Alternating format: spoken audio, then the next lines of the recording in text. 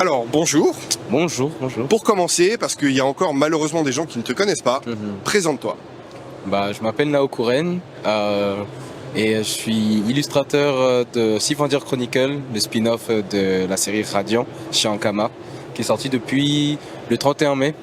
C'est ça. Donc c'est mon tout premier manga. Alors, tu démarres avec une série spin-off de Radiant. Avant de te demander comment c'est arrivé, je vais plutôt te demander comment t'es arrivé dans le milieu du manga, le dessin et ce genre de choses. Je t'en prie. En fait, moi, je dessine depuis la maternelle. Je dessine depuis la maternelle et c'est depuis la primaire où vraiment j'avais envie de me mettre dans le manga après avoir lu... comment ça s'appelle encore? Ouais, Naruto tome 26. Naruto vs Sasuke en manga. Et vraiment, ça m'a vraiment donné envie de me lancer dessus. Du coup, j'ai jamais arrêté. J'ai suivi des études avec et je pouvais pas... Enfin, comment dire? Je respirais en fait manga finalement. Genre, je consommais tout le temps, j'observais tout le temps dans l'idée de faire vraiment un manga plus au même niveau que Naruto et même Murata par exemple sur H21 et One Punch Man. Du coup, tu anticipes un petit peu les questions qui vont venir, mais dans tes inspirations premières, donc il y aura du Naruto, donc de Kishimoto, du Murata, ce que tu nous as dit juste après. C'est ça. Donc, quelque part, est-ce que la venue de Kishimoto est quelque chose qui est un événement pour toi? Est-ce que t'aurais aimé le rencontrer? Ouais. Enfin, c'est c'est vraiment l'artiste qui m'a donné envie en fait de me lancer là-dedans. Du coup, ouais, forcément, j'aurais bien aimé, mais bon, là, complications avec la tournée, et compagnie, c'est pas trop possible d'être sur Paris. La vie de star maintenant. Alors, explique-nous, parce que donc justement tu es sur le spin-off de Radiant, donc tu fais toutes les illustrations. Comment est-ce que ça s'est fait? Comment est-ce qu'ils sont venus te chercher et tout ça? En fait, ça remonte à 2018 où, je venais à la Japan Expo et je découvrais finalement Radiant avec le tome 9, parce que c'était le seul qu'ils avaient en stock. Et j'ai eu de la chance parce que j'ai été tiré au sort pour une dédicace. Et puis, en attendant d'avoir ma dédicace, j'ai réalisé un petit dessin, genre sur une petite feuille, pour l'offrir en fait à Tony, genre une sorte d'échange équivalent. J'ai ma dédicace sur le bouquin, je lui donne un petit dessin et c'est devenu une sorte de tradition. Genre toutes les fois où je venais le voir en séance de dédicace, à chaque fois en fait je lui offrais un nouveau dessin fait en amont ou sur place. Et au bout de la troisième fois, il avait reconnu mon style parce que vraiment il appréciait les précédents dessins que je lui avais offerts. On est resté en contact en fait juste après. C'était du coup en 2020 lors du festival de la BD. Et un an plus tard, après avoir participé au redessine your style du tome 15, c'est un challenge qui consiste à redessiner par exemple la couverture d'un manga dans son propre style. Vraiment, il avait apprécié et m'a proposé de travailler sur le spin-off. C'est parti comme ça. Après un an de discussion plus ou moins quotidienne sur Instagram. Accepter un projet comme celui du spin-off de Radiant, est-ce que c'était un challenge particulier pour toi? Est-ce qu'il y a eu des appréhensions ou autres?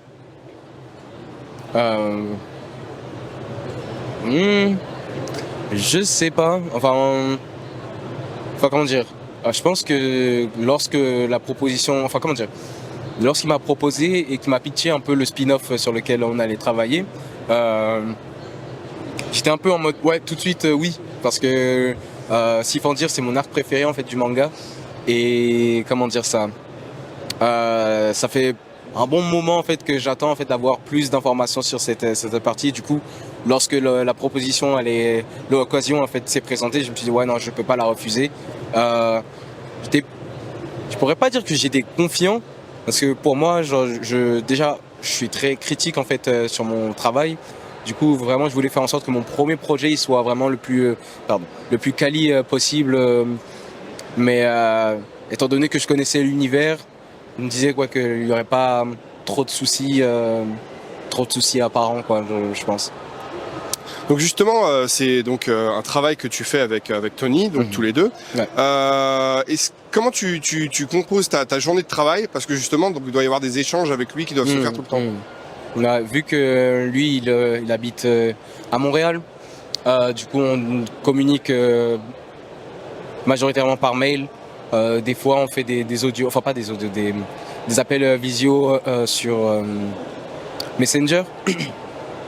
Mais en gros, il m'envoie un script et ce script, c'est un script écrit avec genre toutes les informations case par case, page par page et compagnie, avec le texte déjà préparé. Et juste après, moi, je compose un storyboard qui est validé. Ensuite, lorsque c'est validé, moi, je passe au crayonné sur les planches finales. Et ainsi de suite, validation. Du coup, il y a toujours un petit ping-pong d'informations, pour savoir si tout va bien sur le procédé et compagnie, quoi. Ouais, c'est ça. C'est super de voir un peu le fonctionnement. Et au-delà en fait de toute la partie graphique qui est finalement en fait la partie sur laquelle tu œuvres le plus, est-ce qu'il t'arrive de discuter avec Tony aussi du scénario par rapport à certains points ou autres ou certaines idées que tu aurais? C'est ça, ouais. Enfin vraiment ce projet c'est vraiment une collaboration où il m'a proposé un pitch initial avec les grosses idées du manga qui allait être abordé. Mais sinon, on a quand même vraiment beaucoup discuté sur vraiment quelle direction on allait prendre. Et même des fois, quand il y a des petits blocages sur la narration, sur comment par exemple on allait terminer le manga, à ce moment-là, on discute. Des fois, je propose des pistes. Et si elles sont pertinentes et tout ça, des fois, il peut l'ajouter dans le manga. Étant donné que je m'occupe de la partie graphique, des fois il y a aussi de la création de personnages, chara design et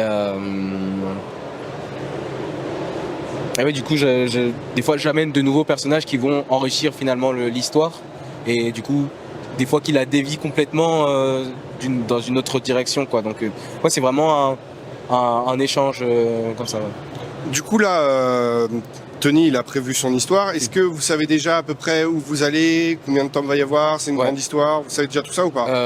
Initialement, on était parti sur 3 tomes. Sauf que après avoir terminé le tome 1, on s'est rendu compte que on avait encore beaucoup de choses à dire et donc on n'avait pas vraiment pu les mettre sur. On n'avait pas pu les mettre sur dans le volume. Du coup. On est plus parti sur 4 à 5 tomes, vraiment pour être sûr que tout ce qu'il voulait raconter soit raconté, mais c'est susceptible de changer, quoi. Enfin, voilà, en gros. Susceptible de changer dans le sens où, si jamais vraiment il y a un très grand engouement autour de cette série, est-ce que il prévoit qu'après il pourrait continuer autre chose? Non, plus dans le sens où, là on était parti vraiment sur une série courte et c'est vraiment, ça dépend de ce que finalement Tony a envie de raconter dans ce spin-off et l'objectif c'est vraiment d'aller jusqu'à la fin de ça et en très peu de tomes, du coup 5 peut-être grand max, c'est ça qui est vraiment envisagé, quoi.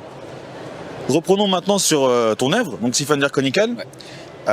Pour les personnes qui découvrent l'univers de Radiant dans son ensemble, est-ce que tu penses qu'il est nécessaire d'abord d'avoir lu Radiant pour s'imprégner un peu de tout ça, ou est-ce qu'il peut justement commencer à entrer dans cet univers par Sifonder justement? J'ai envie de dire, il y a deux cas de figure. Si on a vraiment rien lu, ça peut être en fait une porte d'entrée à l'univers de Radiant.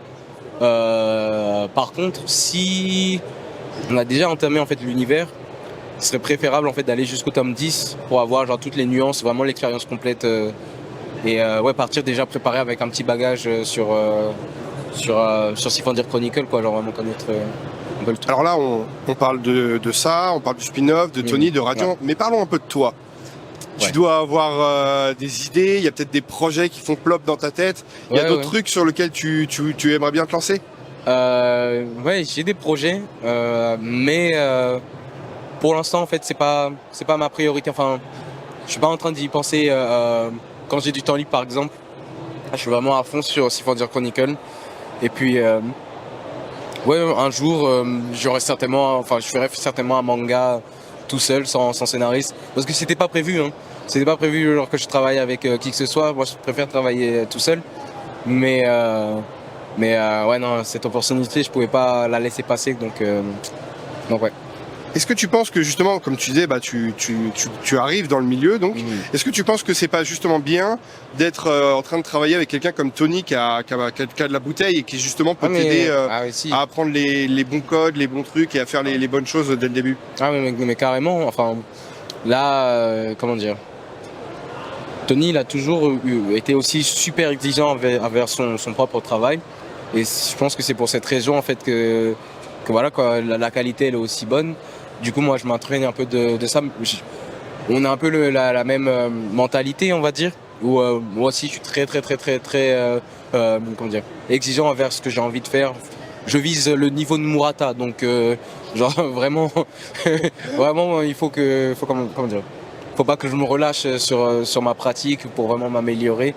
Et ouais, pour savoir en fait, là, je découvre en fait tout le milieu, mais ouais, c'est le milieu quand ça fonctionne bien en quelque sorte. J'ai pas encore d'expérience comment dire, commencer un projet de zéro et commencer à bâtir en fait une audience vraiment de zéro quoi. J'ai pas encore tout ça, mais j'ai quand même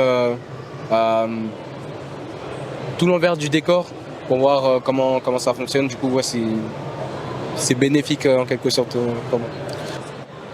Réfléchir à des projets plus personnels par la suite, on pense que c'est naturel. Quand on voit ton trait, on s'inquiète pas, on sait que tu vas rebondir sur d'autres choses. Ouais.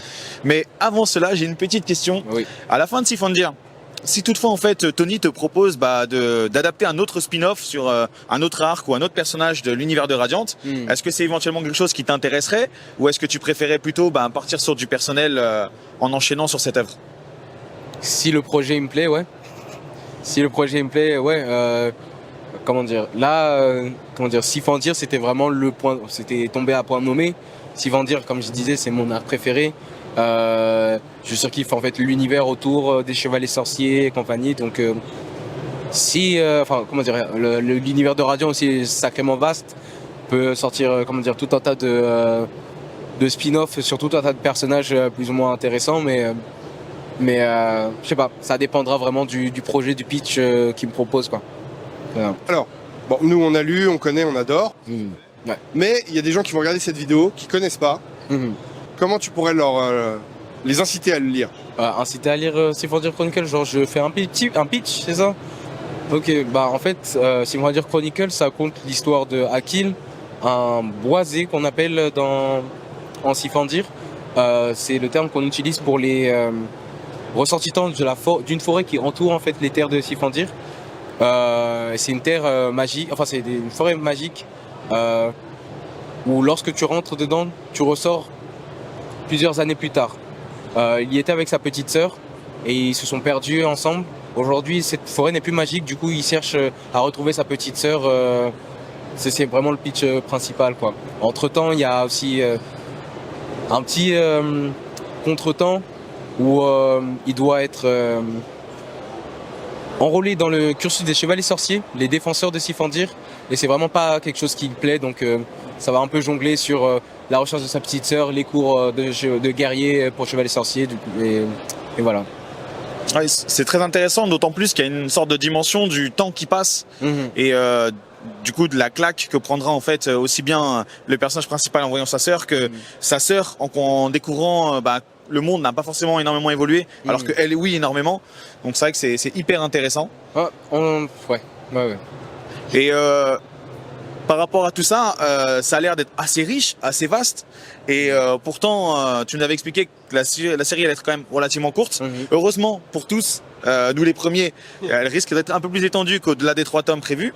Mais par rapport à ce que tu m'expliques, je verrais même davantage une série qui pourrait aller jusqu'à 8 ou 10 tomes pour bien développer, pour bien appuyer, surtout si sur la partie des chevaliers qui va rejoindre, il y a des conflits hyper importants. Donc c'est vrai que là c'est un ressenti. Enfin, comment dire, ouais. Enfin, vraiment ça dépend vraiment de Tony. Il y a plusieurs thèmes en fait qu'on va prendre, qu'on va essayer de comment dire ça, d'approfondir. Notamment celui un peu de l'immigration en quelque sorte, parce que du coup toutes ces personnes qui étaient perdues dans cette forêt se mettent à ressortir et intègrent en fait un Sifandir, voilà quoi, genre ça commence à faire grossir comment dire, le nombre en fait d'habitants et pourtant c'est des personnes de Sifandir quoi, genre c'est des personnes qui sont là mais ils sont pas forcément acceptés, du coup on va essayer vraiment de tourner, c'est plutôt comment dire, ancré en fait dans l'actualité dans quelque sorte, donc il y a plein de choses comme ça aussi qu'on va essayer d'explorer, mais je pense qu'il est capable de faire ça en peu de tomes, mais on sait jamais. On sait jamais. Alors, une question qu'on pose à tout le monde. Attention, t'es prêt? Ouais. Si tu étais un animal, tu serais quoi? Un requin-baleine. Un requin-baleine. Genre, c'est beaucoup trop stylé, c'est énorme. Ouais. C'est tout ce que je... Ouais, sous l'eau, enfin moi j'aime bien enfin comment dire, l'univers marin et compagnie, du coup ouais, requin-baleine à fond. C'est ça. Alors, un petit mot pour la fin? Un petit mot pour la fin. Lisez Sifandir Chronicle. Vous allez apprécier, j'espère. Merci à toi. Merci. Et merci beaucoup. Merci. Moi, c'est parfait.